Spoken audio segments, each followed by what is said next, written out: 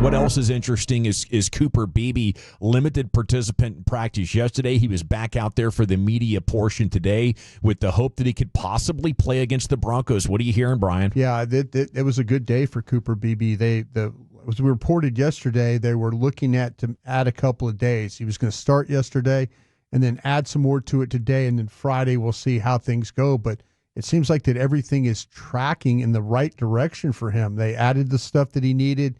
He got through the day okay. We'll see what happens on Friday, but at least it's looking good. And you're going to tell us more about this Broncos defense coming up at 3:40, but they're strong and big in the middle, aren't they? Yeah, it's got a little bit of a Carolina flair to you. You're going to need to take care of that. Okay, elsewhere in Cowboys land, I just found this item interesting. Special teams coordinator Nick Sorensen talked to the media today. So did Eberflus and so did Clayton Adams. But he was asked about his emergency plans with the specialist group, Brian. And it's Hunter Lipke, isn't it? Yeah, he says Hunter is really good at a lot of the specialist stuff. Lipke's like an emergency guru specialist. I'm not kidding. Hold, snap, punt, kick. Apparently he's a lefty. Yeah, but he can do a lot of that stuff. He's a talented guy. Apparently, in a case of emergency, break the glass, get to Hunter Lipke there. Yeah. Maybe. Do you think that's any reason for why they did the deal with him? I know a special teams coordinator can be influential. I think they just really like him. I think they like the way his demeanor, the way he is as a player. I think that just what we just talked about, all the different things he can do. It's just so weird. You give him $3.5 million a year, and Miles Sanders goes out. You need a second running back, and we're not hearing anything about Lipke. No, but he's doing a lot of the blocking stuff and things like that. Yeah, okay. Yeah. So we're tracking all the Cowboys trade rumors. We are now 12 days away from the NFL trade deadline. Nate Davis, USA Today, wrote about 6 reasons it's not as crazy as it might sound. Cowboys and Maxx Crosby, of course, they need a pass rusher. That's number one. They need a tone setter. He talks about how Michael Irvin set the tone as a player, that what coach asked you to do. Yeah. And if you weren't down with that plan, then you had an issue not only with Jimmy, but also with Michael Irvin. And he believes Maxx Crosby is that kind of a leader. I hadn't heard he was to that extent. I knew he was the face of the franchise type of guy, and he played hard and, did everything, all the little things well. But, I mean, if you're getting that kind of player, that should, because you desperately need that on the defensive side. I think you have more than enough leadership on the offensive side led by Dak, but also CD Lamb's giving you a bunch of that as well now. And, of course, a couple of the offensive linemen that have been around. Okay, dealing Maxx Crosby makes sense for the Raiders. They need a bigger rebuild than the Band-Aid they tried to pull this off with Geno Smith. So it makes sense that it's a time where the Raiders would decide we gotta cut bait. We need the extra picks in case we have to trade it for a quarterback, especially this year's draft class where there's not a clear star emerging. You're going to want to be as high as possible, so at least you can have your pick of what is out there. Cowboys have the resources, reason number 4, and I like what Brian is saying here. I don't know about you, Eric, or text 877-881-1053. The Cowboys aren't good at drafting defensive players. That is a fact. And this approach would give you certainty for the assets. How much are you leaning into that, Eric? I'm leaning into it quite a bit right now. I mean, there's that aspect to it, and then there's just the general idea that you are trying to capitalize on the window that you have with this offense and how next-level dominant they are. So I think that the fact that they can't, or they haven't proven to be able to really draft good players defensively outside of, for the most part, Micah. Yeah.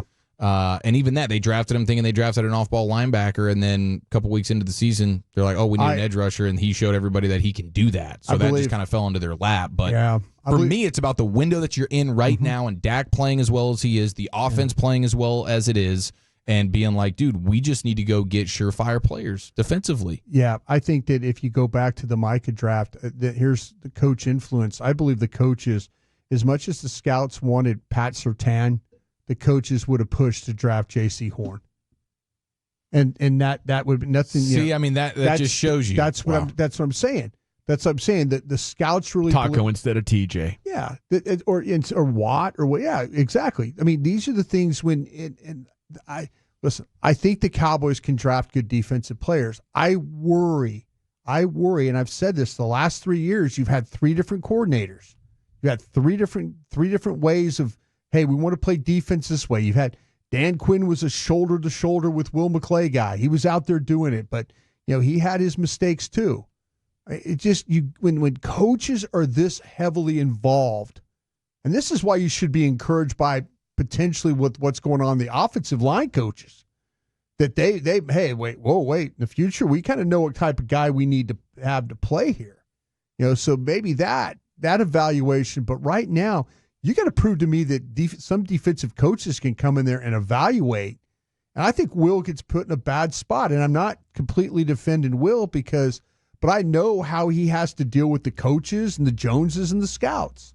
And so I fully believe he picked Mozzie Smith because of Dan Quinn.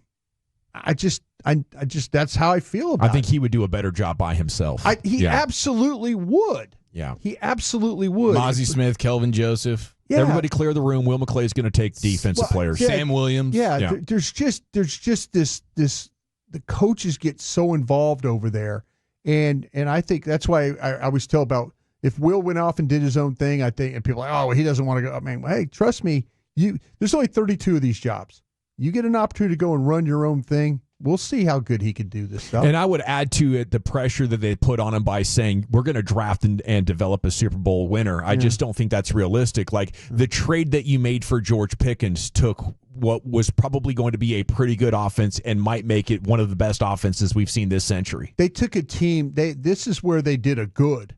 They looked at a team. They needed somebody better than Michael Gallup and that kind of crew. And they took advantage of a general manager that knew that his head coach had enough of a player. Like they were monitoring the situation with George Pickens at Pittsburgh, and I guarantee you George Pickens and that Steeler group picked up the phone and they called Steven like, hey, we're looking to move. You guys interested? Oh yeah, we'll give you a third. And everybody's like going, oh, you give up a third for a guy that is a malcontent and can't do this, can't do that? Yeah. No, I mean they took advantage of the Steelers, I think, on that one. They absolutely did, and it's really starting to hit in Pittsburgh how badly they messed up, and what they could have with Aaron Rodgers, DK Metcalf, George Pickens, and Freiermuth and Jonnu Smith. They're like, holy cow, we might have punted for a third-round pick. The advantage the Cowboys have right now. Yep, absolutely. Okay, number 5, the contract math works. It's incredibly team-friendly. Maxx Crosby, $20 million this year. It stays under $30 for the length of his contract, which runs through 2029. Very team-friendly. Crazy this deal was just 7 months ago. I know. Yeah. It just exploded the market. I believe it was one of the first defensive end extensions that we saw out of that whole group, right? It was before even what the guy at Cleveland got. Yeah, right? yeah. Myles Garrett came over the top. Yeah. I think to add to it, the Raiders want to do right by Crosby. They did right by Devontae Adams, but more than that, the final reason Jerry Jones needs something like this now to make the fans believe again, and I hope we're there. I hope that light bulb has come on like, hey, guys, we got to get serious about making some winners. We got people turning 30 years old that have never been alive for real playoff success around this organization. It's time to invest in that passion. And if that's the case, then, I'm not letting the Raiders trade him anywhere else, and I'm staying on the phone until we can get this thing hammered out.